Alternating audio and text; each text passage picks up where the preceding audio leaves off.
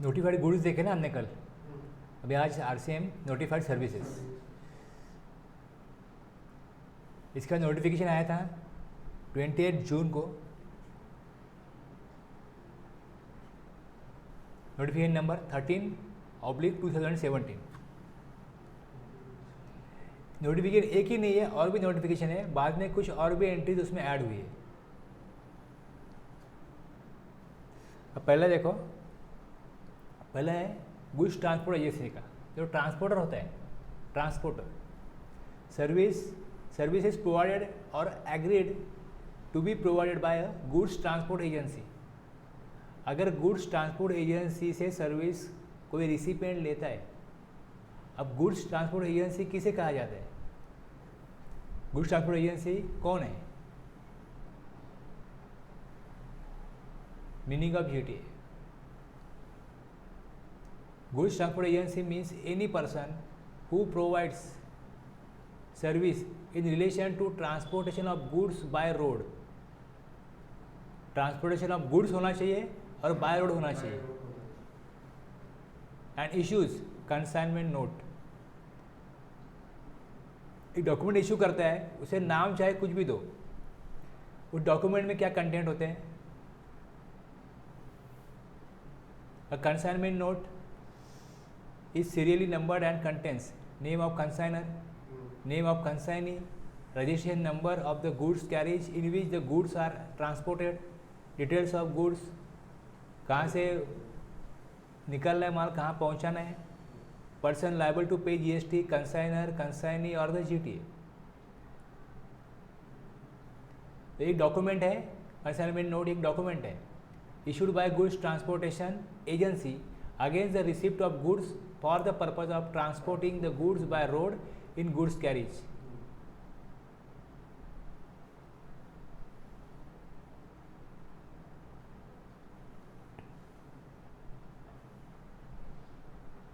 अगर ये ट्रांसपोर्टर या जो भी ट्रांसपोर्ट एजेंसी है, ये जब ट्रांसपोर्टेशन सर्विस देते हैं और जो इनवॉइस वो इशू करते हैं, उसमें अगर वो 6% CGST, 6% AGST, मतलब 12% का पूरा अगर टैक्स कलेक्ट नहीं करते तो रिवर्स चार्ज आ जाता है। इनके लिए दो ऑप्शन है, GTA के लिए दो ऑप्शन है। वो चाहे तो फॉरवर्ड चार्ज ऑप्ट कर सकते हैं 12% से। अगर उन्होंने 12% रेट लिया और खुद टैक्स कलेक्ट किया तो उनको इनपुट टैक्स क्रेडिट मिलता है। और दूसरे ट्रांसपोर्टर है, जो ट्रांसपोर्टर जिनके पास ज़्यादा व्हीकल नहीं है, अब जिनके पास 50 तक व्हीकल रहेगी, उनके लिए 12% कलेक्ट करने के बाद में उनको बेनिफिट क्या है? देखो, उनकी इनवर्ड सर्विसेज क्या होती है या इनवर्ड गुड्स क्या होते हैं? ट्रांसपोर्टर है कोई, तो पेट्रोल लेंगे तो कोई GST नहीं है उनको, तो कोई उसका इनपुट क्रेडिट नहीं है। लेकिन जो गाड़ी का मेंटेनेंस करना पड़ता है, जब मेंटेनेंस करना पड़ता है उसके लिए कुछ पार्ट्स वो लेके आते होंगे। अब जिसके पास एक दो गाड़ी है वो कहाँ से मेंटेनेंस करवाएगा? छोटे मोटे गैरेज से करवाएगा। लेकिन जिसके पास 40-50 अगर व्हीकल होंगे तो वो कोई ना कोई गाड़ी का कुछ ना कुछ मेंटेनेंस डेली निकल रहा ही होगा, 2-4 गाड़ियों का। तो बाहर गाड़ी देने से अच्छा है कि खुद का ही वर्कशॉप बना के उसमें 4 लोगों को काम पे रख के काम करके लेना उनके लिए ज़्यादा बेहतर। इसके लिए है कि काम टाइम पे होगा, उनको जैसे क्वालिटी चाहिए वैसे उस क्वालिटी से होगा। पार्ट जो चाहिए वो पार्ट्स वो अवेलेबल करा के रखेंगे, क्योंकि बहुत सारी गाड़ियाँ हैं तो किसी न किसी को पार्ट यूज़ में आएगा।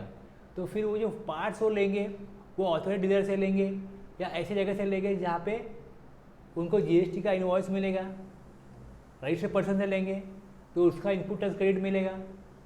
बाकी जो सर्विसेज है, इंटरनेट सर्विस या अभी 40-50 गाड़ी उनकी ये है, तो उनका GST का प्रॉपर वो कॉम्प्लाइंसेस करेंगे, इनकम टैक्स का प्रॉपर कॉम्प्लाइंसेस करेंगे, तो सारी चीज़ें वो करेंगे। उनकी कुछ सर्विसेज भी हो सकती है, कुछ गुड्स भी हो सकते हैं। उनका अगर उनको इनपुट टैक्स क्रेडिट मिलता है तो उनको 12% से टैक्स कलेक्ट करने से बेनिफिट मिलता है।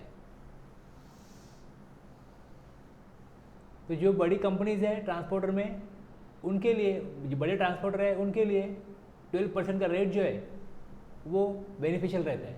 लेकिन जो छोटे ट्रांसपोर्टर है ट्रांसपोर्टर है, उनके लिए कॉम्प्लाइंसेस करना, रिकॉर्ड मेंटेन करना, वो ड्राइवर खुद ही ओनर होता है। जो ड्राइवर होता है खुद ही ओनर होता है। ऐसे जो ट्रांसपोर्टर है उनके लिए तो ये सारी चीज़ें उनको समझाना बताना कुछ मुश्किल है।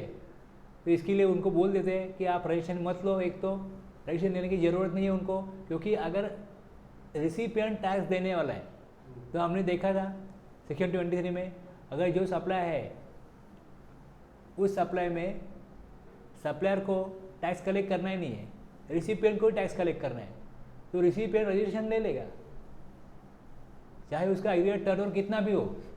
ट्रांसपोर्टर के केस में रजिस्ट्रेशन लेना उसके लिए कंपलसरी नहीं है।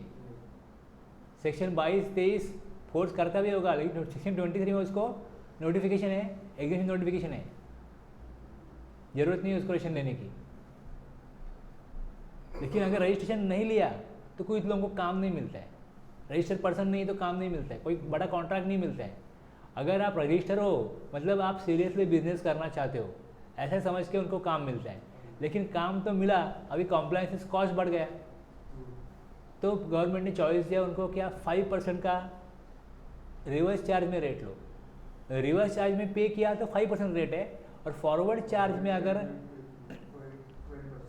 वो ऑप्शन ऑप्ट किया तो 12% है। तो दो रेट है ट्रांसपोर्टर के लिए, फॉरवर्ड चार्ज में 12%, रिवर्स चार्ज में 5%। और 5% अगर रिसिपिएंट पे कर रहा है तो ट्रांसपोर्टर को कोई इनपुट टैक्स क्रेडिट नहीं मिलता है। एंट्री कैसे देखो, सर्विसेज प्रोवाइडेड और agreed to be provided by goods transport agency who has not paid GTA at the rate of 6%। मतलब अगर वो गवर्नमेंट को सीजीएसटी में 6% पे नहीं कर रहा है in respect of transportation of goods by road, तो रिवर्स चार्ज आएगा, तो ये एंट्री रिवर्स चार्ज में चली जाएगी। Who has not paid GTA at the rate of 6%, ये इंपॉर्टेंट, उसमें सबसे इम्पोर्टेंट ये है। अगर वो 6%, हु हैज़ पेड 6% तो फॉरवर्ड चार्ज है, तो वो 6% कब नहीं देगा, जब वो 2.5% पे करेगा सीजीएसटी में, तो इफेक्टिव रेट होगा फॉरवर्ड चार्ज में 12% और रिवर्स चार्ज में 5%। अब इसमें क्या आ गया, सप्लायर रजिस्टर है या नहीं है कोई फर्क नहीं पड़ता। Provider of service no matter whether it is register और नॉट, अगर उसने 5% का ऑप्ट किया हुआ है तो रजिस्टर है, लेकिन जिम्मेदारी किसकी है टैक्स पे करने की, रिसिपिएंट की। No matters whether it is register और not, if recipient is not register he will be liable to be registered as per section 24(3).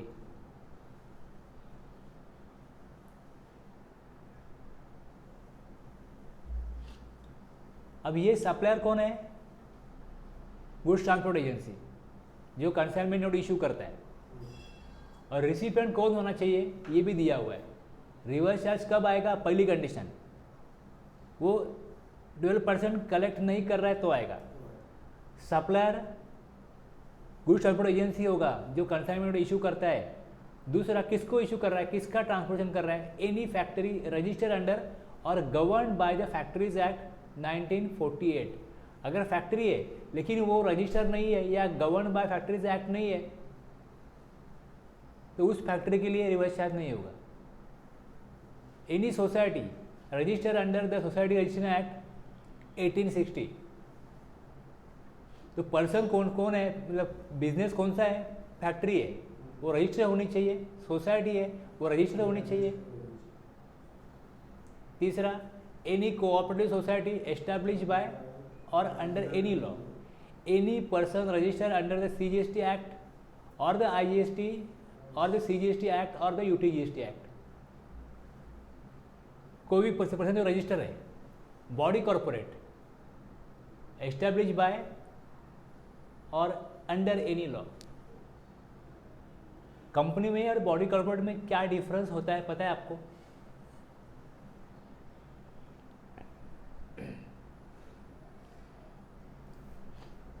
एक कंपनी एक्ट है, वैसे बैंक का भी एक्ट होता है। कंपनी एक्ट 2013 है अभी, पहले कंपनीज एक्ट 1956 था, रिवाइज होकर अभी कंपनीज एक्ट 1956 है।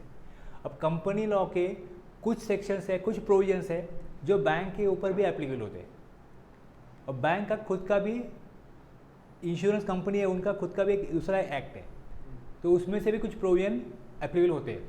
अब कुछ प्रोविजन ऐसे होते हैं जो कंपनी एक्ट में और उनके एक्ट में सेम है, लेकिन वो कुछ कर रहा है, ये कुछ कर रहा है, तो वो कंपनी एक्ट वाला प्रोविजन जो है वो एप्लीकेबल नहीं होता, उनका जो एक्ट है उसका ही प्रोविजन एप्लीकेबल होता है।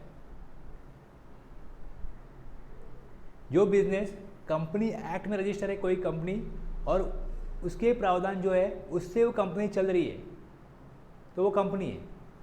लेकिन बैंक में दूसरा भी एक्ट लग रहा है और कंपनी एक्ट भी लग रहा है, तो वो बैंक तो कंपनी नहीं है पूरी, लेकिन कंपनी एक्ट लग रहा है उसको, तो उसको बॉडी कॉर्पोरेट कहते हैं, तो वो बॉडी कॉर्पोरेट है। दूसरा कोई कंपनी है जो इंडिया में रजिस्टर नहीं है, जो फॉरेन कंपनी है, तो कंपनी तो नहीं है वो, क्योंकि वो कंपनी एक्ट रजिस्टर नहीं है इंडिया की, तो उसको भी बॉडी कॉर्पोरेट कहेंगे। फॉरेन कंपनी हो, चाहे इंडियन कंपनी हो, चाहे बैंक हो, चाहे इंश्योरेंस कंपनी हो, वो सारे बॉडी कॉर्पोरेट में कवर होते हैं। तो बॉडी कॉर्पोरेट ये वाइडर, ये जो कंसेप्ट है ज़्यादा वाइडर है। कंपनी छोटा हो गया, कंपनी में से भी इंडियन कंपनी आएगी, उसमें बैंक नहीं आएगी, इंश्योरेंस कंपनी नहीं आएगी, फॉरेन कंपनी नहीं आएगी। लेकिन बॉडी कॉर्पोरेट बोलेंगे तो उसमें कंपनी एक्ट में जो रजिस्टर है वो कंपनी आती ही है, फॉरेन कंपनी भी आती है, बैंक, इंश्योरेंस कंपनी, जिनको कंपनी एक्ट एप्लीकेबल होता है वो सब बॉडी कॉर्पोरेट में आ जाते हैं, और फॉरेन कंपनी भी आती है। तो body corporate, partnership firm, whether registered or not under any law including association of person, casual taxable person, कितने हैं? Factory, society, cooperative society, registered person, body corporate, partnership firm, 7। ये 7 है। रिसिपेंट लेने वाला अगर ये है, अगर कोई समझो अनरजिस्टर्ड पर्सन है, उसको सप्लाई कर रहे हैं, तो यहाँ पे अनरजिस्टर्ड पर्सन दिया हुआ नहीं है, यहाँ पे रजिस्टर्ड पर्सन दिया है। समझो आप अपना घर शिफ्ट कर रहे हो और जीटी को बुला रहे हो, तो रिवर्स चार्ज की कोई बात नहीं होगी।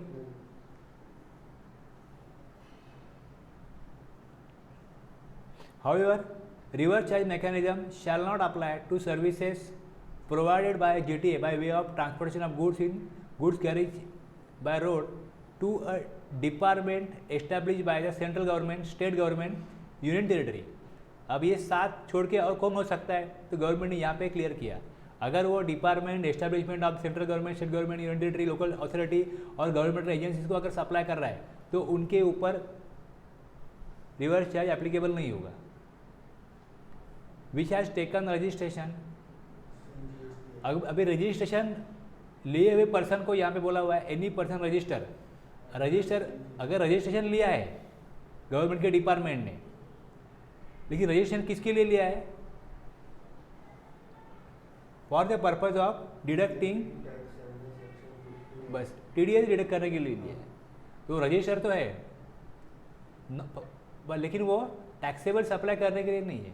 बाकी कोई गवर्नमेंट एजेंसी, सपोज रेलवे है या पोस्ट ऑफिस है, अगर उनके ऊपर कोई जीएसटी का, जीटीए का फॉरवर्ड चार्ज लग गया तो उनको तो आईटीसी मिलने वाला है, कोई लॉस नहीं होगा गवर्नमेंट का। लेकिन यहाँ पे तो कोई टैक्सेबल सप्लाई करने के लिए नंबर नहीं लिया है, टीडीएस डिडक्ट करने के लिए नंबर लिया है, तो अगर इनके ऊपर फॉरवर्ड चार्ज लग गया या रिवर्स चार्ज में उनको पे करना पड़ा, तो इसके लिए उनके लिए वो एप्लीकेबल करना ही नहीं है। इसके लिए यहाँ पे लिखा हाउएवर रिवर्स चार्ज एप्लीकेबल नहीं है। अगर फॉरवर्ड चार्ज वो देगा, लगाएगा तो कुछ कर नहीं सकते, लेकिन रिवर्स चार्ज में उनको पे करने की ज़रूरत नहीं है, मतलब सेक्शन 24(3) उनके लिए एप्लीकेबल नहीं होगा, उनको रजिस्ट्रेशन नहीं लेना पड़ेगा।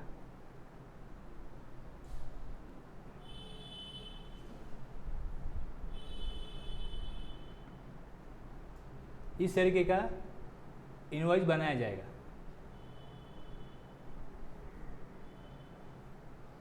जो ट्रांसपोर्टर है वो इस तरीके से लिखेगा, ट्रांसपोर्टेशन चार्जेस यहाँ पे लिखा जाएगा, यहाँ पे लिखा जाएगा इस तरीके से,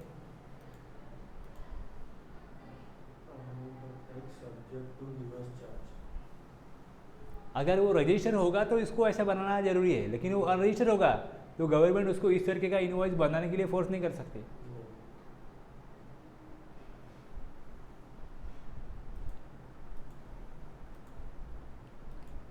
कितना टैक्स पे करने का है ये यहाँ पे लिखा जाएगा। अब कुछ लोगों ने क्या किया, ट्रांसपोर्टर ने इस तरीके के आपको बिल मिलेंगे, इस तरीके के, ये ट्रांसपोर्टर है 7,000 का चार्ज लगाया, IGST 5%, 350, 7350। क्या ये ठीक है, क्या लगता है आपको?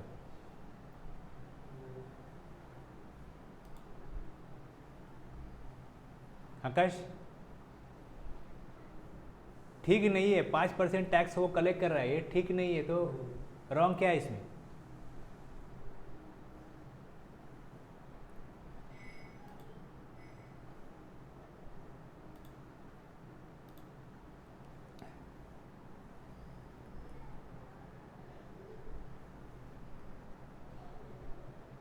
रिवर्स चार्ज किसे कहा जाता है? सप्लायर को 10,000 का अपना वो इनवॉइस दे, कुछ भी दे, वो देना चाहिए, ओके। और रिसिपिएंट जो होगा उसको 5% पे करना चाहिए। अब समझो मुझे यहाँ पे उसने 5% टैक्स लगा के दिया, 500 रुपीज़ में उसको दे रहा हूँ, तो मैंने तो टैक्स दिया, उसने गवर्नमेंट के पास जमा किया, तो रिवर्स चार्ज कहाँ अप्लीकेबल हुआ? मेरी जिम्मेदारी है, मुझे 500 जमा करना चाहिए, तो मैंने समझो अलग से 500 दिया गवर्नमेंट को, और ये भी 500 पे किया, तो इसमें क्या गलत है? अभी ये क्या हो गया है, रिवर्स चार्ज, ये इसको बोलेंगे पार्शियल रिवर्स चार्ज। 5% आप दे रहे हो फॉरवर्ड चार्ज में, 5% दे रहे हो रिवर्स चार्ज में, तो 5% यहाँ पे कर रहे हो, 5% खुद पे कर रहे हो, तो 10% हो गया ना, तो 10% का तो प्रावधान ही नहीं है। अब उन्होंने पहले 12% लिया था ट्रांसपोर्टर ने, बाद में उसको पता चला अरे 12% के बदले अपने को कोई अपने को IT से मिलता नहीं है, तो 5% अच्छा है, कोई हिसाब रखने की ज़रूरत नहीं है, 5% ही ले लेते, तो बाद में उसने 5% लेना चालू किया, लेकिन उसको ये पता नहीं है कि 5% में टैक्स करेक्ट नहीं करना है, तो वो लोग क्या कर रहे हैं, वो लोग इस तरीके से टैक्स लगा के दे रहे हैं, और सामने वाले जो है उनको कुछ पता नहीं, वो भी उसको पैसा पेमेंट कर रहे हैं, चल रहा है। इसके लिए ऐसे इनवॉइस बनते हैं।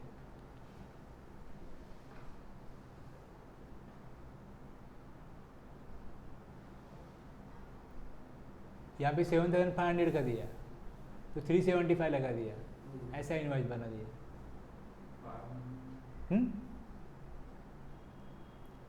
Rate of tax, rate of tax क्या होगा? फॉरवर्ड चार्ज में 12%, रिवर्स चार्ज में 5%। अब इसमें एक नोटिफिकेशन नंबर 32/2017 में क्या दिया? Exemption is available for services provided by a goods transport agency to an unregistered person including an unregistered casual taxable person. अब कैजुअल टैक्सेबल पर्सन कौन है? अनरजिस्टर्ड वाले जो हैंडीक्राफ्ट गुड्स सप्लाई करते, उसको भी GST नहीं लगेगा, उसको भी ये एग्जम्पशन काम आ जाएगा।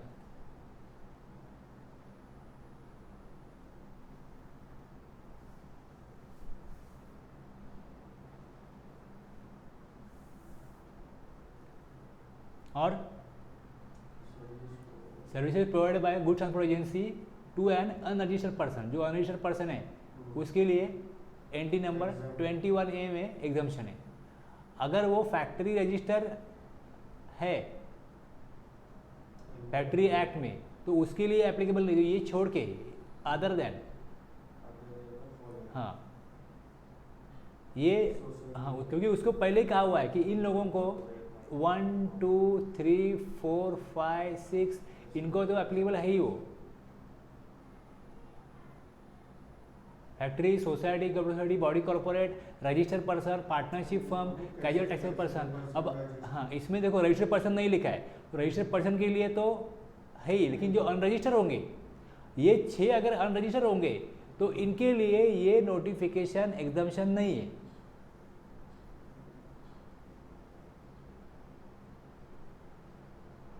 बाकी कोई अनरजिस्टर्ड पर्सन है तो उसको एग्जम्पशन है। मतलब कोई अपना घर शिफ्ट कर रहा है, कोई सामान शिफ्ट कर रहा है, उसके लिए ये बेनिफिट देगा यार, ये नोटिफिकेशन। अब जीटीए देखो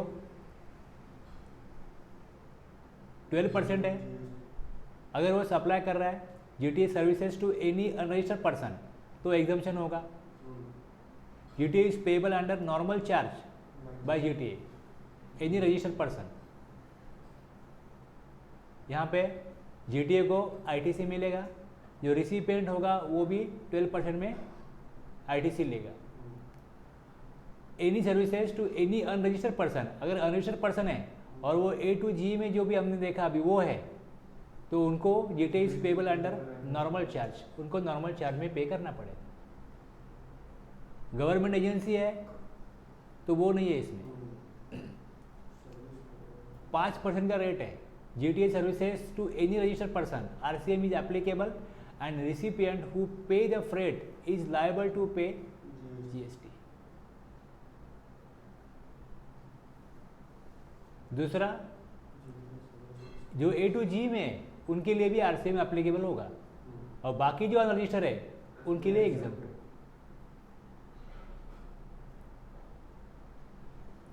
थोड़ा और सिंपलीफाई किया उसी चार्ट को।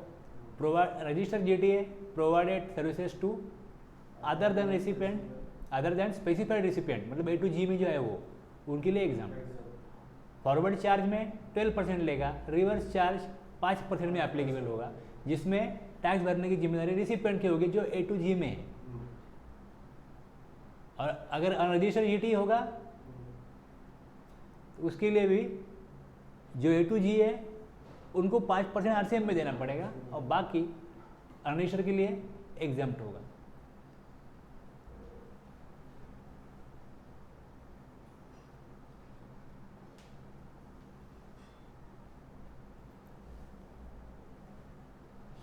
Exemption subject to based on goods based on transportation charges. और एक यहाँ पे एंट्री नंबर 21 है, उसमें कुछ एग्जम्पशन दिए हुए हैं।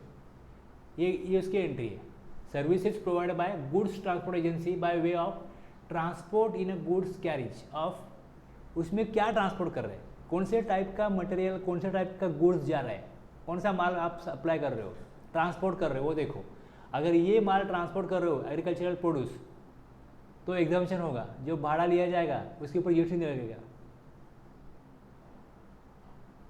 और बाकी इसमें एक 1500 रुपये का लिमिट दिया है, दूसरा 750 का लिमिट दिया है। तो इसमें अगर ये पढ़ेंगे तो इसमें हम बोल सकते हैं कि यहाँ पे 2 कैटेगरी हम निकाल सकते हैं। एक तो गुड्स का टाइप कौन सा है और चार्ज कितना है। एंट्री नंबर 21 में जो एंट्रीज है इसमें एग्रीकल्चरल प्रोड्यूस ये माल है, milk, salt and food grain including floor, pulses and rice, ये माल है, तो एग्जम्पशन होगा, जीएसटी नहीं लगाया जाएगा। Organic manure, newspaper, magazine, relief material, कोई भूकंप आया, बाढ़ आ गई, उसके लिए कुछ मदद करने के लिए रिलीफ मटेरियल लेके जा रहे हैं, हेल्प करने के लिए। Relief material mean for victims of natural और मैनमेड डिजास्टर, दंगा हुआ, कुछ भी हुआ, मैनमेड डिजास्टर, कैलामिटीज, एक्सीडेंट्स और मिसचेफ, कुछ भी होने दो, उसके लिए रिलीफ मटेरियल अगर ट्रांसपोर्ट हो रहा है तो जीटीए अपना कंसिडरेशन लेगा, लेकिन उसके ऊपर कोई जीएसटी का चार्ज नहीं आएगा। डिफेंस और मिलिट्री इक्विपमेंट, तो इस तरीके से कोई गुड्स है वो अगर ट्रांसपोर्ट होते हैं तो जीटीए जीएसटी कलेक्ट नहीं करता, या रिवर्स चार्ज में भी जीएसटी नहीं भरना पड़ता है। दूसरा, जो छोटे बिजनेसमैन हैं उनके लिए भी ट्रांसपोर्टेशन अगर हो रहा है तो उनका गाड़ी भाड़ा अगर 1500 रुपये तक आता है, वो स्पेशल अपने लिए एक व्हीकल लेते हैं, छोटा व्हीकल, टेम्पो या कुछ भी हो, goods where consideration charge for the transportation of goods on a consignment transported in a single carriage. Single carriage का भाड़ा 1500 से अधिक नहीं होना चाहिए. और दूसरा है goods where consideration charge for transportation of all such goods for a single consignee. मतलब बहुत सारा मटेरियल जा रहा है तो सिंगल कंसाइनी का जो भाड़ा है वो अगर 750 तक है तो उसको एग्जम्पशन है. सबके साथ जाएगा तो 750 और वो एक ही गाड़ी में खुद का ही सामान लेके जा रहा है, ट्रांसपोर्टर उसका ही सामान लेके जा रहा है तो 1500 तक. तो इसमें अभी लोग 1500 ही यूज़ कर रहे हैं. कैसे मालूम पड़ेगा कि अलग से लेके गया, सबके साथ लेके गया या अलग से लेके गया, कैसे मालूम पड़ेगा?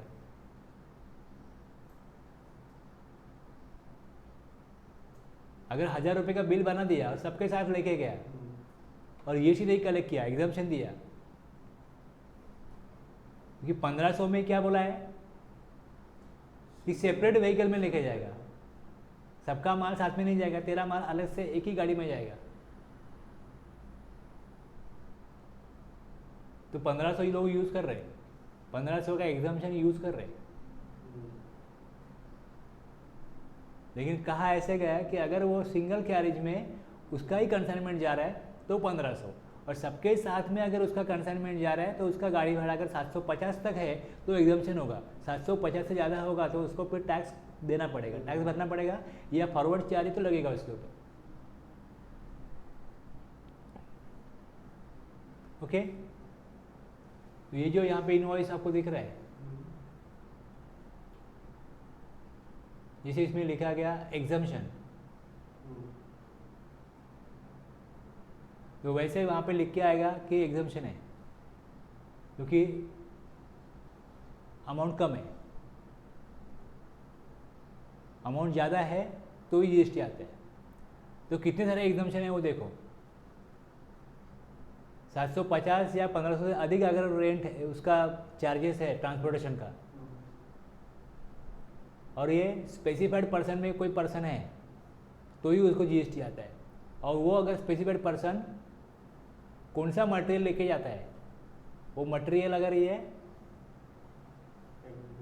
हाँ ये इसमें वाला मटेरियल है तो भी एग्जाम्पशन होगा.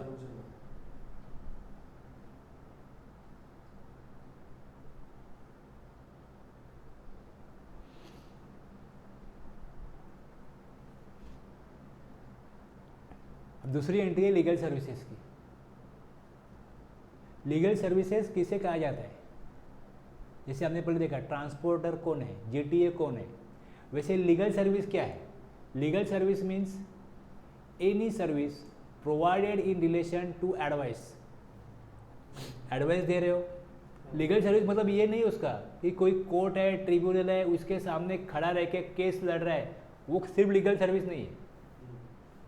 लीगल सर्विस में पहले आप एडवाइस लेने जाओगे, कंसल्टेंसी और assistance in any branch of law, कोई भी लॉ होने दो, चाहे टैक्स लॉ हो, चाहे कोई क्रिमिनल लॉ हो, कोई भी लॉ हो, उसका एडवाइस ले रहे या कंसल्टेंसी और असिस्टेंस ले रहे उसके लिए इन एनी मैनर, किसी भी तरीके से, and includes representational services before any court, tribunal और अथॉरिटी.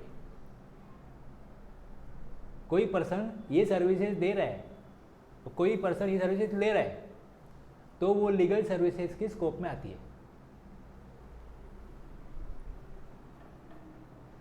समझ में आ गया? पहले ये क्लियर होना चाहिए लीगल सर्विस मतलब क्या है.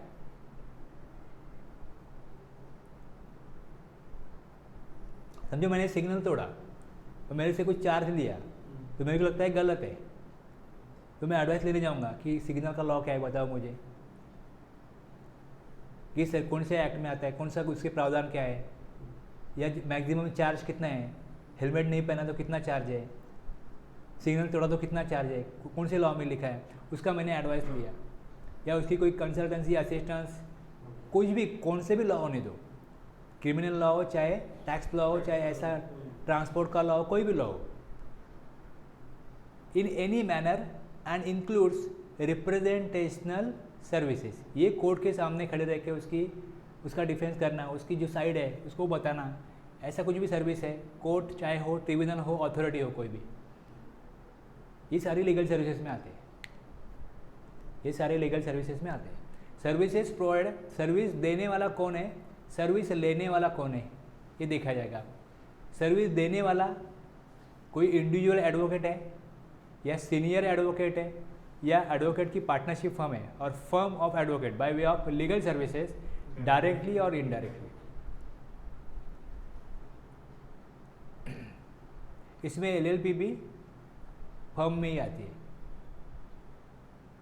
लिमिटेड लाइफ पार्टनरशिप, इसको कंपनी एक्ट लगता है, लेकिन जीएसटी के लॉ के लिए एलएलपी ये फर्म ही समझो।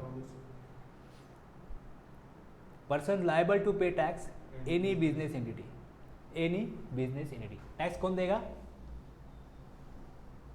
जो बिजनेस एंटिटी लीगल सर्विस लेगी वही टैक्स देगा। इसमें क्लियरली ये लिखा है, अगर जो एडवोकेट है उसका समझो कोई शॉप है इलेक्ट्रॉनिक आइटम का, जहाँ पे वो रजिस्टर है, तो भी वो फॉरवर्ड चार्ज में टैक्स कलेक्ट नहीं कर सकता।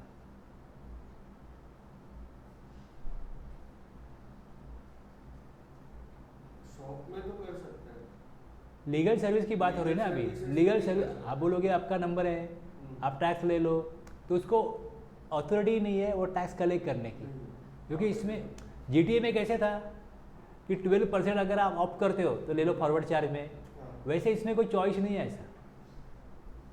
कुछ एंट्री में चॉइस दिया गया है कि अगर चाहे तो सप्लायर टैक्स कलेक्ट कर सकता है, अगर सप्लायर ना चाहे तो फिर रिसिपिएंट को ही टैक्स देना पड़ेगा। वैसे यहाँ पे कोई चॉइस नहीं इस एंट्री में।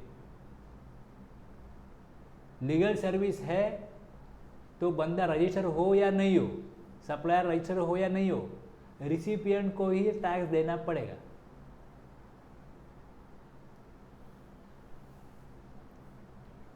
और इसकी एंट्री को टैली में कहाँ दिखाएंगे, जीएसटीआर 1 में, ये भी मैं बताऊंगा, ये भी मैं बताऊंगा।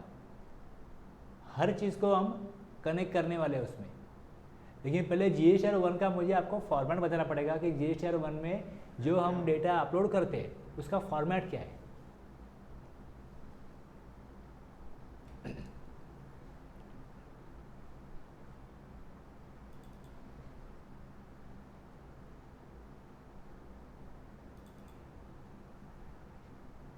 एक मिनट है क्या अभी,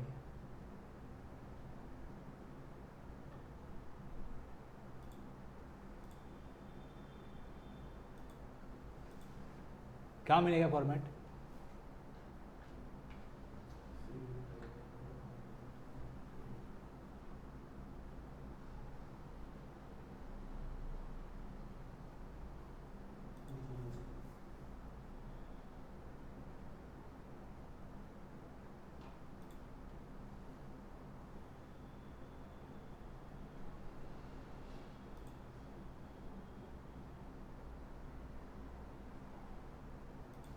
रूल्स में सीजीएसटी रूल्स, उसमें बी में फॉर्मेट है, पार्ट बी में। ए में रूल्स है, बी में फॉर्मेट है।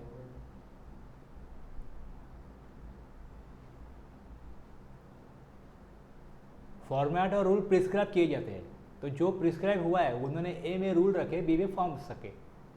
तो बी में जो फॉर्म्स है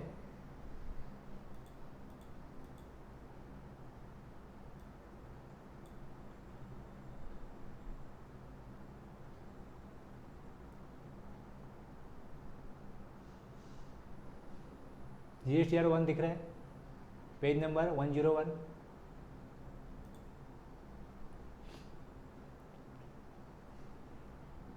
और सी रूल 59(1) में कहा गया होगा वहाँ पे कि फॉर्म जो है वो फॉर्म अलग से दिखाएंगे। जब सेक्शन है वो सेक्शन से रूल बनता है, और रूल में रूल्स भी होंगे और फॉर्म भी होंगे। तो फॉर्म में 1 to 3 चला जाता है, उसका जीएसटीएन का नंबर आएगा, लीगल नेम आएगा, एग्रीगेट टर्नओवर कितना है वो एक कॉलम था, इसके लिए नंबर 4 से स्टार्ट होता है।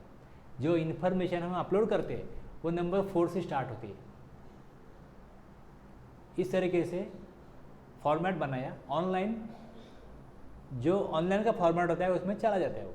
आप टैली में काम कर दोगे। अब GHL1 रिपोर्ट निकाल के देखो टैली में, तो आपको ये 4A 4B 4C ऐसे मिलेगा। मैं वो भी दिखाता हूँ, थोड़ा आपको आइडिया जाएगा। बाद में मैं एक्सप्लेन करूँगा इसको।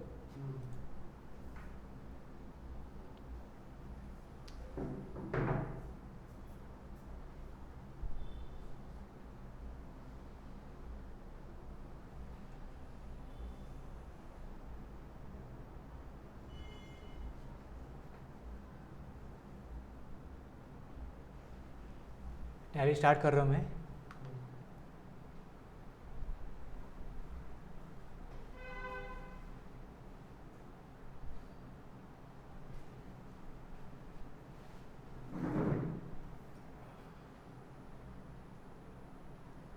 अब देखो यहाँ पे क्या लिखा है। सप्लायर, अगर सप्लायर का नंबर यहाँ पे होगा, सॉरी रिसिपिएंट का नंबर यहाँ पे होगा जिसके नाम पे बिल बना है, GSTN UN किसका होगा ये? देखो ये जो भर रहे हैं उसका तो सप्लायर का तो ऊपर होगा GSTN। तो यहाँ पे जो इनवॉइस बना है ना उसका GSTN होगा, इनवॉइस नंबर होगा, डेट होगी, वैल्यू होगी, यहाँ पे आ जाएगी। Invoice number, date, value. Rate कितना है? 5/12 जो रेट होगा वो यहाँ पे आएगा। टैक्सेबल वैल्यू यहाँ पे आएगी। IGST लग रहा है? नहीं। CGST लग रहा है? यस। AGST लग रहा है? यस। सेस लग रहा है? नहीं। प्लेस ऑफ सप्लाई महाराष्ट्र है तो महाराष्ट्र आएगा। बस ये इन्फॉर्मेशन एक इनवॉइस की आएगी। उसके बाद दूसरा इनवॉइस, तीसरा, ऐसा इनवॉइस पूरा बता देगा। यहाँ पे टैक्स कलेक्ट करेगा रिसिपिएंट से और डिपॉजिट करेगा गवर्नमेंट के पास, तो ये फॉरवर्ड चार्ज है। और नीचे supplies attracting tax on reverse charge, supplies attracting tax on reverse charge. तो इसमें रिवर्स चार्ज में सप्लाई किसको दिया? वो इनवॉइस बनाया तो नंबर डालो उसका, GSTN डालो, तो उसके आगे इनवॉइस नंबर, डेट, वैल्यू ये आएगा। रेट कितना है? 5%। जो रेट जो होगा वो आएगा। टैक्सेबल वैल्यू, तो अगर वो ट्रांसपोर्टर 5% वाला है तो उसको इस तरीके से 4B में इंफॉर्मेशन सबमिट करनी पड़ेगी कि कौन है जिनको तुमने सप्लाई दिया और उनको टैक्स पे करना है, उनके नाम बताओ, ये बताना पड़ेगा उसको।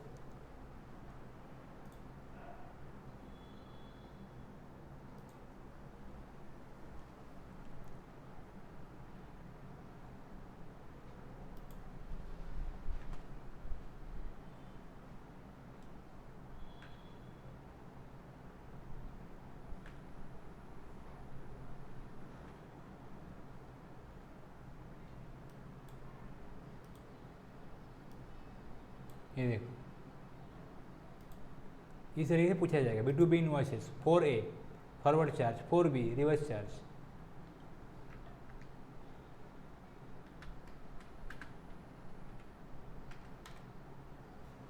ये देखो, अब इसमें जो एंट्री है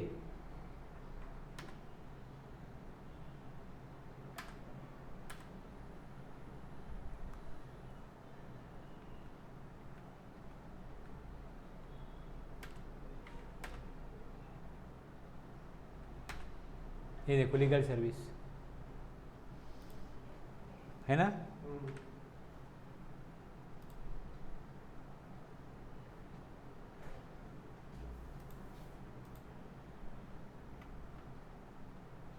लिखा हुआ है amount subject to reverse charge.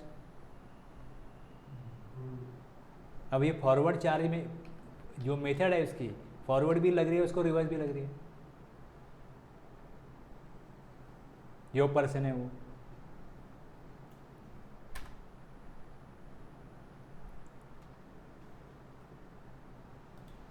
कितने इनवॉइस है उसके। ये जो इनवॉइस है, जब ये लीगल सर्विस को बनाया, एप्लीकेबल यस, यहाँ पे ऑप्शन होते हैं सारे यस किए होंगे, तो यहाँ पे इज रिवर्स एप्लीकेबल यस। अगर ये ऑप्शन यस कर दिया तो जब एंट्री करते हैं तो नीचे CGST EGST आप डालोगे भी तो भी टैक्स वहाँ पे नहीं दिखाएगा, क्योंकि टैक्स लेना ही नहीं है उसको, टैक्स तो सामने वाला देगा, रिसिपिएंट देगा। तो एक पैरामीटर सेट करना पड़ेगा, जब टैली में काम करोगे तो इज रिवर्स एज एप्लीकेबल है, उसको येस करना पड़ेगा। तो इसकी सारे गुड्स और सर्विसेज फॉरवर्ड चार्ज में केवल ये नोटिफिकेशन की वजह से उसको लीगल सर्विस अगर वो प्रोवाइड करेगा तो उसको टैक्स वो कलेक्ट करने का अथॉरिटी नहीं है, उसको अधिकारी नहीं है, राइट ही नहीं है उसके पास, रिसिपेंट को देना पड़ेगा। तुम्हारी सुविधा के अनुसार गवर्नमेंट को टैक्स ये नहीं चलेगा, गवर्नमेंट बोल रही है। अगर हमने लिखा है ना लॉ में रिवर्स चार्ज में जाएगा तो रिवर्स चार्ज में ही जाएगा।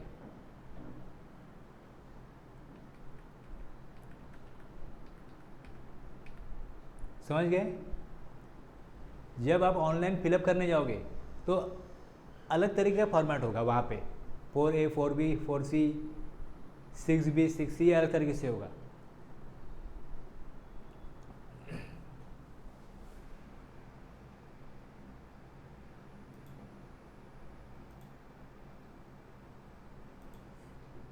समझ गए ना अभी? अब लीगल सर्विसेज को भी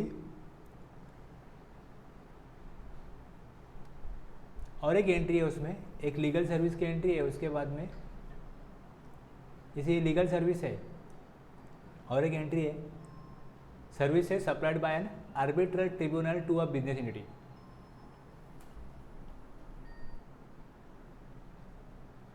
जैसे कोर्ट सर्विस देते हैं वैसे कोर्ट में जाओ तो बहुत टाइम लगता है, तो कुछ बिजनेसेस क्या करते हैं, उनके लिए उनका एक ट्रिब्यूनल बनाते हैं।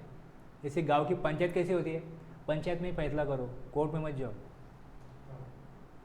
वैसे ये बिजनेसमैन जो उनके कोई ऐसे डिस्प्यूटेड मैटर होते हैं उसके लिए एक कमेटी बनाते हैं, जिसमें कुछ एक्सपर्ट लोगों को जिनको एक्सपीरियंस है, नॉलेज है, उनको बोलते हैं कि हमारे लिए एक ट्रिब्यूनल हम बनाना चाहते हैं, उसके आप मेंबर बन जाओ, आपको जो चार्जेस होंगे आपके वो पे करेंगे। जैसे लॉयर को चार्जेस पे करते वैसे आपको पे करेंगे।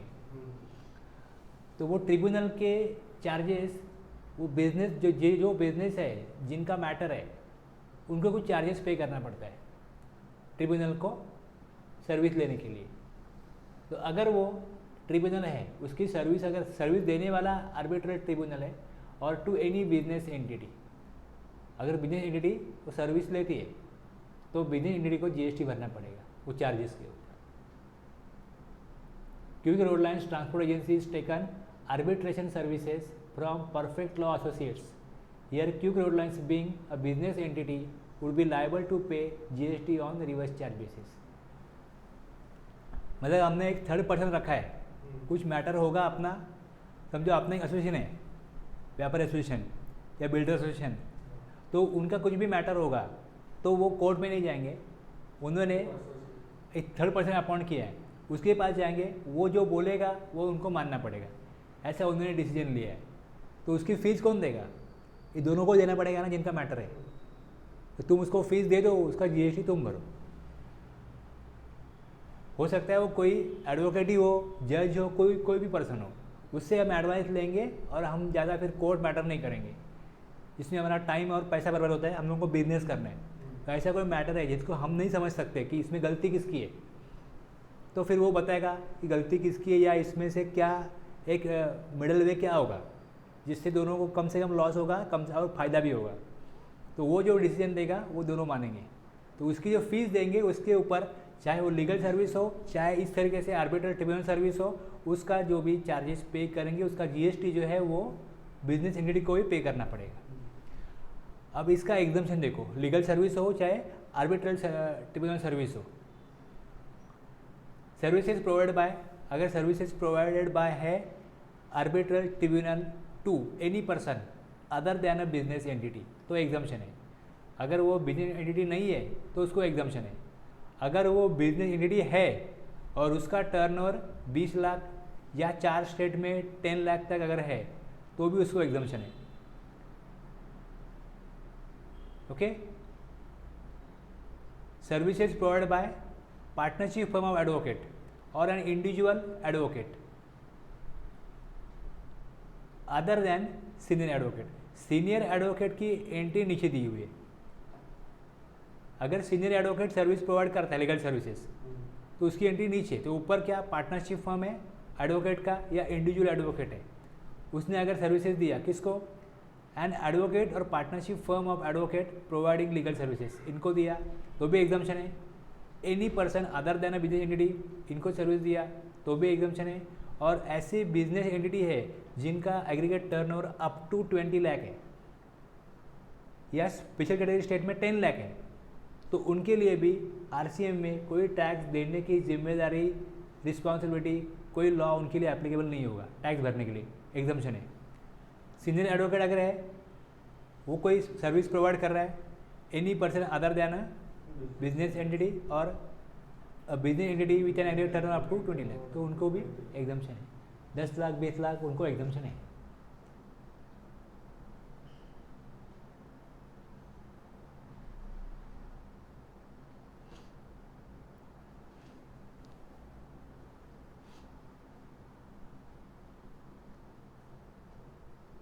समझ में आ गया? तो कोई पर्सन लीगल एडवाइस लेने एडवोकेट के पास जाएगा तो उसको भी रजिस्ट्रेशन नंबर लो और आरसीएम में टैक्स भरो, ऐसा नहीं होता, उसके लिए एग्जाम्पशन है। बिजनेस एंटिटी है लेकिन वो रजिस्टर नहीं है क्योंकि अभी तक उसका एग्रीगेट टर्नओवर एक्सीड नहीं हुआ एग्रीगेट टर्नओवर लिमिट से, तो उसको भी रजिस्ट्रेशन नहीं देना पड़ेगा। उसके लिए 20 लाख का लिमिट दिया है, 10 लाख का लिमिट है, जो एक्सीड नहीं होगा तब तक उसको रजिस्ट्रेशन नहीं लेगा और वो आरसीएम में टैक्स पे नहीं करेगा।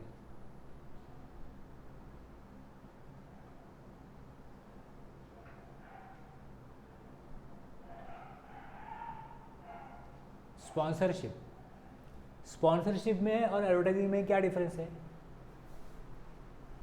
स्पॉन्सरशिप सर्विस किसे कहते हैं और एडवर्टाइजमेंट सर्विस किसे कहते हैं? अब स्पॉन्सर होते हैं, को स्पॉन्सर होते हैं, उनका नाम दिखता है। एडवर्टाइजमेंट में क्या होता है, कोई इवेंट चल रहा है तो बीच में उसको रोक के हमको एडवर्टाइज दिखा, टीवी का मैच चल रहा है टीवी पे, तो मैच के बीच में ओवर ख़त्म होता है, एक एडवर्टाइजमेंट दिखाते हैं, तो एडवर्टाइजमेंट है।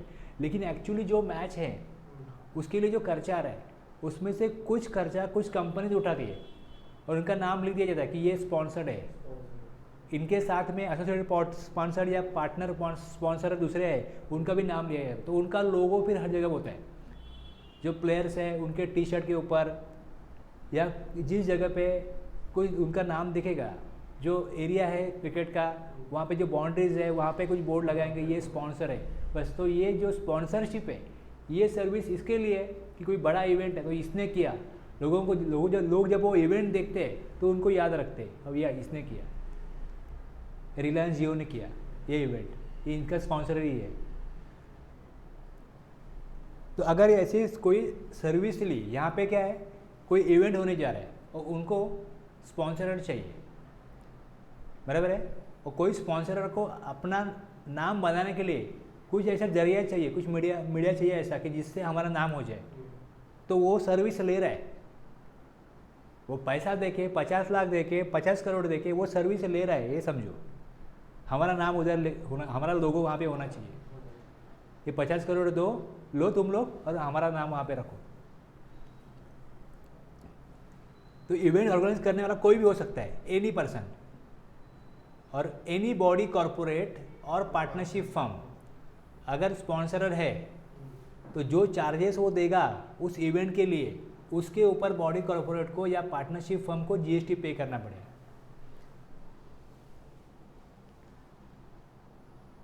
एग्जाम्पल देखो, Shrinath jewellers limited paid ₹50 lakhs for sponsorship of Femina miss India, a national beauty pageant in India for sponsorship services. Here Srinath Jewelers, being a recipient of service, will pay GST on RCM basis. 50 lakh के ऊपर वो GST खुद भर देंगे। तो यहाँ पे body corporate का जिक्र आया ना, तो मैंने नीचे लिखा है कि every company incorporated is a body corporate. जो कंपनी बनाई गई है, इनकॉर्पोरेट हुई है, वो बॉडी कॉर्पोरेट है, but every body corporate is not the company. Company means company incorporated under companies act, मतलब Indian companies act. Body corporate includes foreign company, Indian company. अब ये एग्जांपल देखो, Kabul express limited is a company in Afghanistan. Is it a company? उनके देश में वो company है, लेकिन इंडिया के लिए उसका आंसर नो है, because it should be registered under Indian companies act, but it is a body corporate. वो बॉडी कॉर्पोरेट है.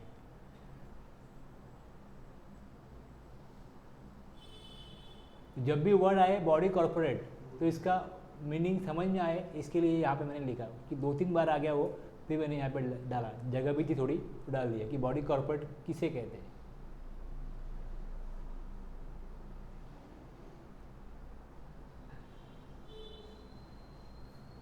Government services.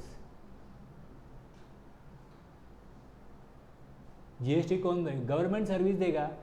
गवर्नमेंट सर्विस देगा तो पर्सन लायबल टू पे टैक्स बिजनेस इंडिया. लेकिन इसको क्या बोला? एक्सेप्ट अगर ये सर्विस दे रहे, renting of immovable property, government की कोई प्रॉपर्टी भाड़े पे है, services by the department of post. Post का जीएसटी नंबर होता है, पोस्ट का जीएसटी नंबर होता है. Speed post, express parcel post, life insurance, agency services, ये सर्विसेज अगर पोस्ट प्रोवाइड करता है, services by department of post bye way of speed post, other than central government, state government, UT और local authority, to a person, कोई भी person को अगर वो सर्विसेज देंगे तो वो जीएसटी कलेक्ट करने वाले हैं. तो जो सर्विस लेगा उसको आरसीएम में कोई टैक्स नहीं देना पड़ता. तीसरा, services in relation to an aircraft और अ वेसल इनसाइड और आउटसाइड द प्रिंसिप्स ऑफ, मतलब वो एरिया होता है पोर्ट का या एयरपोर्ट का, उसको बोलते हैं प्रिसिंक्ट्स, परिसर. Services in relation to an aircraft और अ वेसल इनसाइड और आउटसाइड द पोर्ट के अंदर का एरिया, बाहर का एरिया जहाँ पे सर्विस चाहिए, उसके लिए जो सर्विसेज दिया जाएगा एयरक्राफ्ट या वेजल कंपनी से, जो भी उनका पर्सन होगा उससे अगर दिया जाएगा तो उसका जीएसटी वो लेते ही है, कलेक्ट करते ही है. तो उनके लिए रिवर्स चार्ज एप्लीकेबल नहीं होगा. कोई प्रॉपर्टी अगर गवर्नमेंटल एजेंसी, गवर्नमेंट अगर हायर रेंट पे देती है तो उसके लिए आरसीएम एप्लीकेबल नहीं होगा. ये पोस्ट के लिए आरसीएम एप्लीकेबल नहीं होगा. सर्विसेज इन रिलेशन टू, अब समझो रेलवे है, रेलवे अगर गुड्स का ट्रांसपोर्टेशन करेगी या ट्रांसपोर्टेशन ऑफ गुड्स या पैसेंजर करेगी तो जिसके ऊपर जीएसटी एप्लीकेबल है वो लेते ही है वो. ये छोड़ के बाकी जो गवर्नमेंट की सर्विसेज है वो सर्विसेज गवर्नमेंट दे रही है एज ए पब्लिक अथॉरिटी, लेकिन यहाँ पे गवर्नमेंट बिजनेस कर रही है, गवर्नमेंट इनकम अर्न कर रही है यहाँ पे. तो इसके लिए उनके पास प्रॉपर टैक्स कलेक्ट करने के लिए जीएसटी का रजिस्ट्रेशन होता है और वो जीएसटी कलेक्ट करके उसका आईटीसी भी लेते हैं और बाकी जो टैक्स बनता है वो पे करते हैं.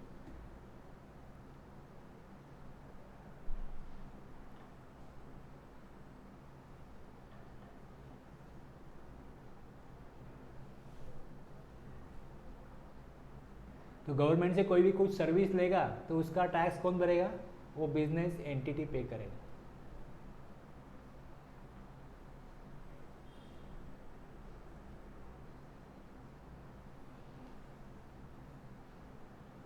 तो ये जो अभी दिया इसमें मैंने बताया आपको कि ये जो सर्विसेज है इसमें गवर्नमेंट को टैक्स देना पड़ता है.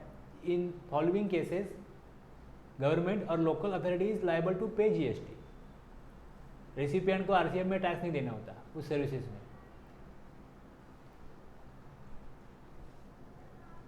और इसमें एक एंट्री उन्होंने बाद में इंसर्ट की 5A में 2018 में ये इफ डेट है उसमें ये एंट्री आ गई 5A.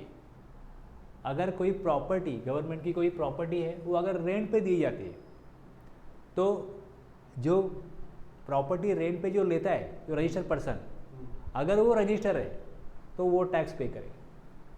मतलब उसके लिए गवर्नमेंट को रजिस्ट्रेशन लेना नहीं पड़ेगा, वो आरसीएम में टैक्स दे. Central government, state government, union territory और local authority by way of renting of immovable property. कोई उनकी लैंड या बिल्डिंग अगर खाली पड़ी है और अगर वो कोई रजिस्टर्ड पर्सन मांग रहा है कि आपका एक ज़मीन खाली है तो गोडाउन के लिए हमको दे दो, हम यहाँ गोडाउन बनाएंगे, तो उतना इनकम हो जाएगा ना गवर्नमेंट को। तो अगर वो दे देंगे तो उसका जीएसटी आरसीएम बेसिस पे उस रजिस्टर्ड पर्सन को पे करना पड़ेगा। इसके लिए एंट्री को 5A में डाल दिया गया। पहले क्या था, यहाँ पे ही एंट्री था,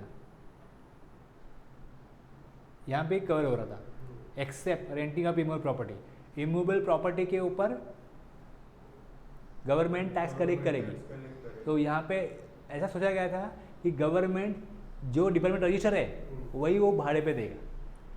पोस्ट ऑफिस है, उसका बिल्डिंग है, उसमें कोई एक फ्लोर खाली पड़ा है, उनको यूज़ में नहीं आ रहा है तो वो देंगे। रेलवे है, उनका कोई जगह है वो खाली पड़ा है, वो देंगे। तो रजिस्टर जो उनके डिपार्टमेंट है उनके पास ही ऐसा कुछ सोर्सेस है जो इमूवेबल प्रॉपर्टी को भाड़े पे देंगे। लेकिन ऐसा कोई डिपार्टमेंट है तो जो मिलिट्री है, मिलिट्री का ऐसा कुछ जगह है जो खाली पड़ा है, तो मिलिट्री का तो रजिस्ट्रेशन नहीं होगा।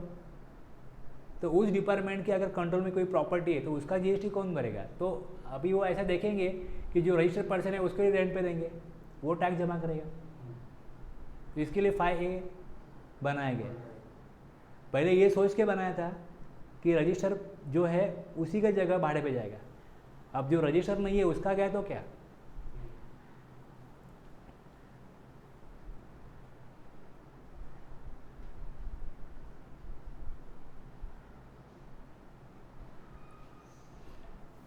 ये भी बाद में ऐड किया गया 5B, TDR और FSI for construction of a project by promoter. कोई प्रमोटर बिल्डर कोई बिल्डिंग बनाता है तो उसके पास लैंड कहाँ पे है, लैंड का एरिया कितना है, तो कितना कंस्ट्रक्शन उसमें वो कर सकता है, मतलब कितने फ्लोर का बिल्डिंग बना सकता है और कितने स्क्वायर फुट का उसमें फ्लैट बना सकते हैं। वो सारा प्लान उसको पहले पास करके लेना पड़ता है। तो टोटल एक जगह है एक स्पेसिफिक एरिया में, तो एज पर लॉ वहाँ पे कुछ कंडीशन है, रिस्ट्रिक्शन है, वो समझ के वो लॉ में लिखा होता है कि यहाँ पे समझो आप 10,000 स्क्वायर फुट का कंस्ट्रक्शन कर सकते हो। तो अगर वो 4 फ्लोर की बिल्डिंग बनी हो 4 फ्लोर की बनाओ, लेकिन उससे ज़्यादा स्क्वायर फुट का कंस्ट्रक्शन नहीं होना चाहिए। अब समझो दूसरे एरिया में या बाजू में कोई एक छोटा बंगलो बना हुआ है तो उसका एरिया भी है, तो उसने जो उसको परमिशन है जितना कंस्ट्रक्शन करने का उतना तो उसने कंस्ट्रक्शन किया नहीं होगा, तो उसके पास उसने जो परमिशन उसके लिए अवेलेबल है उससे कम एरिया यूज़ किया है। तो जो एक्सेस एरिया है वो दूसरे किसी को वो बेच सकता है। तो अगर वो बेचने वाले ने बेच दिया और इसने खरीद लिया तो उसके ऊपर जीएसटी देना पड़ेगा। Services supplied by any person, services supplied by any person by way of transfer of development right, एक ये एंट्री है। और दूसरा अभी जो मैंने बताया वो floor space index including additional FSI for construction of a project by promoter. Promoter ने दूसरे से FSI खरीद लिया कि यहाँ पे मुझे कंस्ट्रक्शन ज़्यादा करना है, लेकिन FSI तो कम है, दूसरे का FSI वो खरीद लेगा और उसका बिल्डिंग बनाने में यूज़ करेगा उस FSI का। एक ये होता है FSI। दूसरा services supplied by any person by way of transfer of development right. Promoter के पास बिल्डिंग बनाने के लिए लैंड नहीं है, लैंड खरीदने के लिए उतना पैसा नहीं है, तो वो क्या करता है, किसी की लैंड देखता है कि यहाँ मैं बिल्डिंग बनाऊंगा और आपको कुछ एरिया ऐसे है जहाँ पे बहुत ज़्यादा रेट मिलता है, तो बिल्डर बोलता है मैं आपको 60% यहाँ पे फ्लैट दूंगा, 40% के फ्लैट जो बचेंगे वो मैं बेचूंगा और मेरा प्रॉफिट जो भी होगा लॉस होगा वो मेरा होगा। चलो 60% आपकी लैंड है, मुझे राइट दे दो, डेवलपमेंट राइट, मैं यहाँ पे बिल्डिंग बनाता हूँ, कमर्शियल कॉम्प्लेक्स बनाता हूँ या बिल्डिंग में रेसिडेंशियल फ्लैट बनाता हूँ, उसमें शॉप भी बनाता हूँ, सारी परमिशन मैं लूँगा, सब कुछ मैं करूँगा, लेकिन आपको इसमें ओनरशिप मिलेगी। जो बनने के बाद में जितना भी कंस्ट्रक्शन होगा 60% आपका होगा। कुछ एरियाज़ में 50% बिल्डर का होता है, 50% जो लैंड ओनर है उसका होता है। कुछ जगह पे 40% लैंड ओनर का होता है, मतलब छोटा सिटी है, बड़ा सिटी है, गांव खेड़ा है, वो हिसाब से रेट मिलता है बिल्डर को, तो बिल्डर उतना बेनिफिट पास ऑन कर सकता है।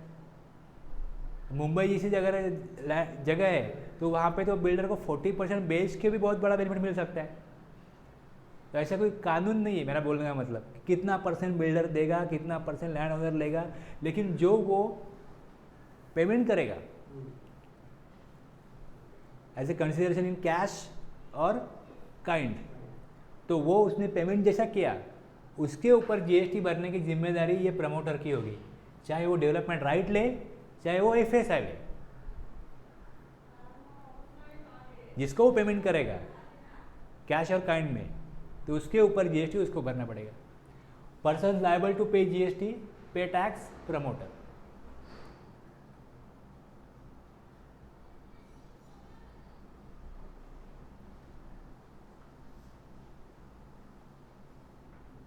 दूसरा, long term lease of land. कोई लैंड है 30 साल से अधिक के लिए, जो 99 ईयर्स है, 50 ईयर्स है, 80 ईयर्स है, मैक्सिमम 99 ईयर्स तक वो लीज पे देते हैं। जैसे अभी सिडको का देखो, ए टाइप में जो लैंड लीज पे दिया हुआ है 99 ईयर्स के लिए। Long term lease of land 30 years और मोर अगर है तो उसको इसमें कवर होता है, इस एंट्री में। By any person against consideration in the form of upfront amount, सामने कुछ अमाउंट लेंगे, कॉल्ड एज प्रीमियम, सलामी, कॉस्ट प्राइस, डेवलपमेंट चार्जेस, और by any other name, and और periodic rent for construction of a project by promoter. Promoter उससे कुछ पैसा लेता है तो प्रमोटर को पेमेंट करना पड़ेगा।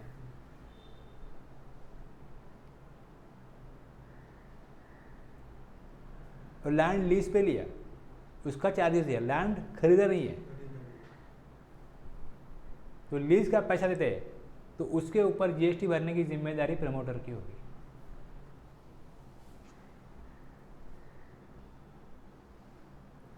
अब इसमें देखो एक एक्सप्लेनेशन है, supply of TDR, FSI, long term lease of land. Explanation, supply of TDR, FSI, long term lease of land by a landowner to a developer are exempt subject to the condition that the constructed flats are sold before issuance of completion certificate and tax is paid on them।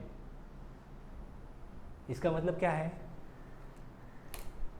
जब construction होता है, construction complete होने तक अगर सारे flat book हो गए, मतलब बेचे गए, तो गवर्नमेंट को टैक्स मिलता है। बिल्डिंग और लैंड पे टैक्स नहीं लगता, लेकिन वो बिल्डिंग कब कहलाएगी? जब उसको कंप्लीशन सर्टिफिकेट मिलेगा। अब तो कंस्ट्रक्शन सर्विस चल रही है, जब लोग बुकिंग करते हैं, बिल्डिंग कंप्लीट नहीं है ना, बिल्डिंग कहाँ है? बिल्डिंग है नहीं। जैसे भूमि पूजन हो गया, बिल्डर कुछ लोगों को बुलाता है, मैं यहाँ पे, रिप्यूटेड बिल्डर रहेगा तो लोग तुरंत बुक कर लेते हैं। भूमि पूजन में अगर आप बुक करोगे तो आपको डिस्काउंट मिलेगा, रेट कम रहेगा। तो जिनको विश्वास है इस बिल्डर के ऊपर, उसका कोई रेपुटेशन है और लोगों के पास पैसा है, वो तो बुक कर लेते तुरंत। एक मिनिमम अमाउंट दे दो, बाकी जैसा बिल्डिंग का प्रोग्रेस होगा वैसे आपको पैसा पे करना पड़ेगा। अभी तो बुकिंग अमाउंट 2 लाख, 5 लाख, 10 लाख जो भी वो बोलेगा वो लोग ही थे। अगर वो बिल्डिंग कंप्लीशन सर्टिफिकेट मिलने तक पूरे फ्लैट बिक गए, तो ये टीडीआर का जो चार्जेस है, एफएसआई का जो चार्जेस है, जो लैंड लिया है लीज पे उसका जो चार्जेस है, उसके ऊपर जीएसटी नहीं भरना पड़ेगा। मतलब गवर्नमेंट चाह रही है कि आप फटाफट बेच दो, आपको बेनिफिट देंगे, एग्जम्पशन देंगे।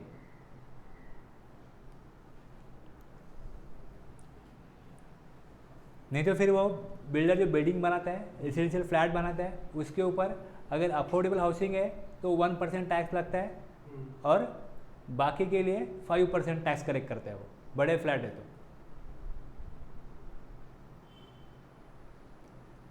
तो अगर आफ्टर इशुएंस है, exemptions of TDR, FSI, long term lease is withdrawn in case of flats sold after issue of completion certificate, but such withdrawal shall be limited to 1% of value in case of affordable house and 5% of value in case of other than affordable house. तो उतना जितना area unsold है उसके ऊपर उसको 1% या 5% tax देना पड़ेगा. In such cases, the liability to pay tax on TDR FSI long-term lease has been shifted from landowner to builder under the reverse charge mechanism.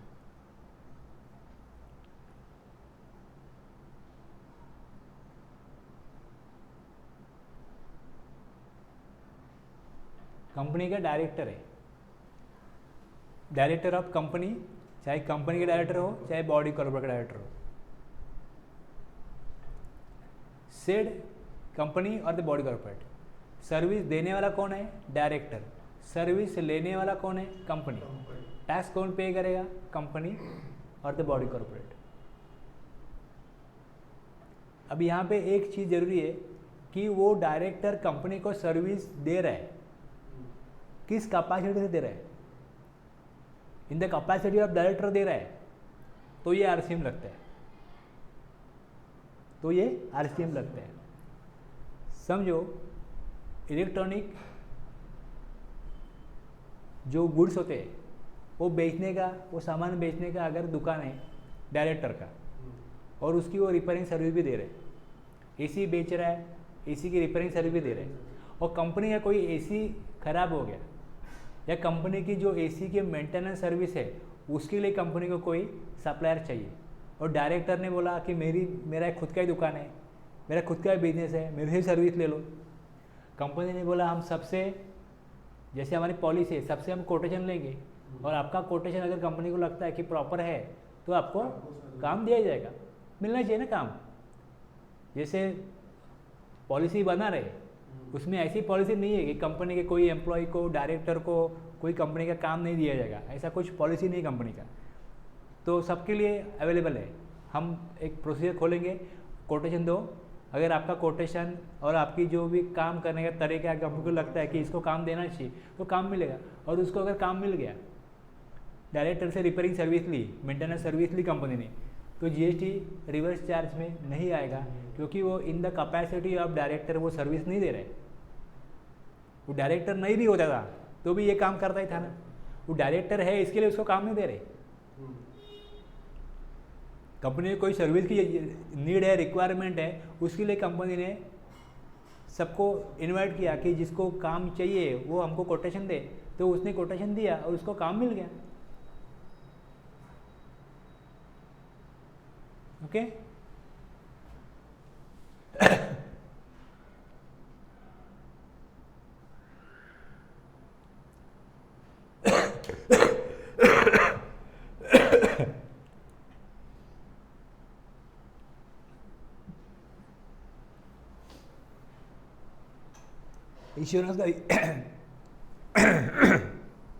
Insurance का बिजनेस है, आज बहुत बड़े लेवल पे चल रहा है इंश्योरेंस का बिजनेस.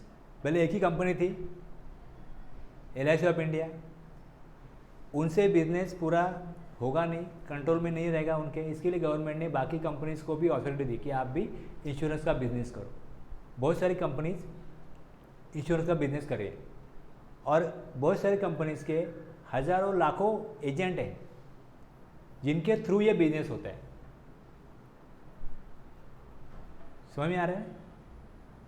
आपके आड़ोस पड़ोस में अगर कोई फ्रेंड होगा, वो बोलेगा अरे मैं भी एजेंट बन गया हूँ, आप पॉलिसी निकालो, इंश्योरेंस आप निकालते होंगे, आपकी सिक्योरिटी के लिए ज़रूरी है, लोग निकालते हैं इंश्योरेंस. तो अब ये गवर्नमेंट के, सॉरी, इंश्योरेंस कंपनी के एम्प्लॉय नहीं होते. ये जो लोग हैं, एजेंट है, वो एम्प्लॉय नहीं होते. उनको जितना वो पॉलिसी निकालेंगे, जितनी अमाउंट की पॉलिसी निकालेंगे, उसके ऊपर उनको कमीशन मिल जाता है. अब ये सर्विसेज कौन दे रहा है? सर्विसेज देने वाले एजेंट है, और वो काम करते हैं इंश्योरेंस कंपनी के लिए. तो इंश्योरेंस कंपनी सर्विस रिसीव करती है एजेंट की, तो टैक्स किसको देना चाहिए? एजेंट ने जैसे उसको कमीशन मिला 10,000 का, तो उसके ऊपर वो इनवॉइस देगा इंश्योरेंस कंपनी को, 10,000 मेरा कमीशन, उसके ऊपर GST 18%, मेरे को इतना अमाउंट दे दो, मैं भर दूंगा गवर्नमेंट के पास। ये नॉर्मल चार्ज हो गया ना। अब इंश्योरेंस कंपनी कितनी है? 5, 10, 50, 100, और इंश्योरेंस एजेंट कितने हैं? 50 लाख, 1 करोड़। अब इतने लोगों को गवर्नमेंट को अगर पकड़ना हो, एजेंट लोगों को, तो मिलेंगे कहाँ पे और कितना खर्चा आएगा उनको पकड़ने के लिए? कोई टाइमली रिटर्न फाइल नहीं कर रहा है, इंश्योरेंस कंपनी ने उसको पेमेंट कर दिया लेकिन ये पेमेंट नहीं कर रहे, बोलेंगे नहीं करेंगे, जा क्या करना है करो। तो फिर उनको पकड़ो, उनके पीछे जाओ, लीगल एक्शन लो। इससे अच्छा गवर्नमेंट ने क्या बोला कि इंश्योरेंस एजेंट से अगर सर्विस लेते कोई insurance, any person carrying insurance business, तो जो इंश्योरेंस बिजनेस करने वाला रहेगा वो गवर्नमेंट को टैक्स देगा बस। एक तो ऑर्गेनाइज सेक्टर है, आपने उसको 1,000 रुपया दिया कमीशन का, तो उसके ऊपर जो GST बनता है वो आप दे दो, हम उसको पूछेंगे नहीं। तो कम एफर्ट्स में ज़्यादा टैक्स मिल जाता है। जहाँ कोई ऑप्शन नहीं है वहाँ पे फॉरवर्ड चार्ज, जहाँ पे रिवर्स चार्ज में आसानी है टैक्स कलेक्ट करने में, तो रिवर्स चार्ज। तो यहाँ पे गवर्नमेंट को आसानी लगती है, लॉ मेकर को आसानी लगती है कि हम इंश्योरेंस बिजनेस करने वाली कंपनी को ही बोलेंगे कि टैक्स जैसे ही आपने कमीशन रिलीज किया टैक्स दे दो हमको।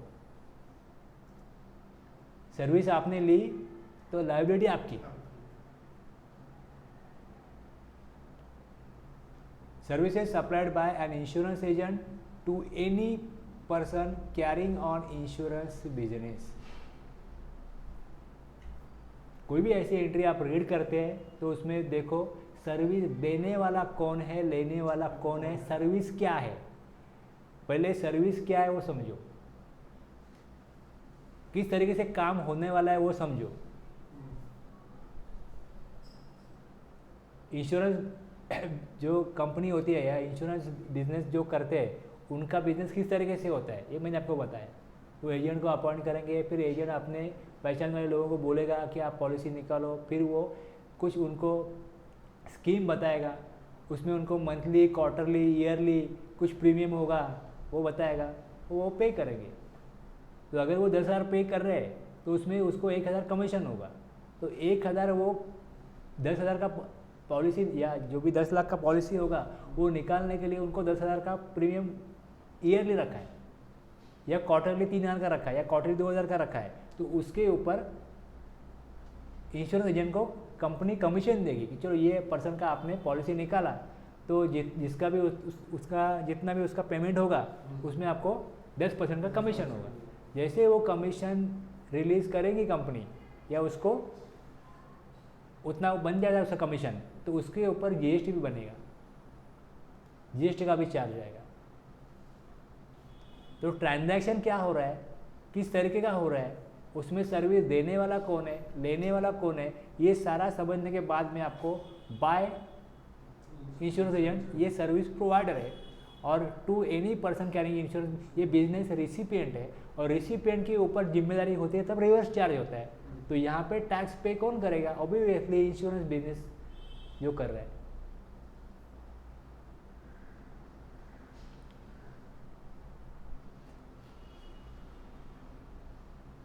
रुकू मैं, टाइम हो गया अपना।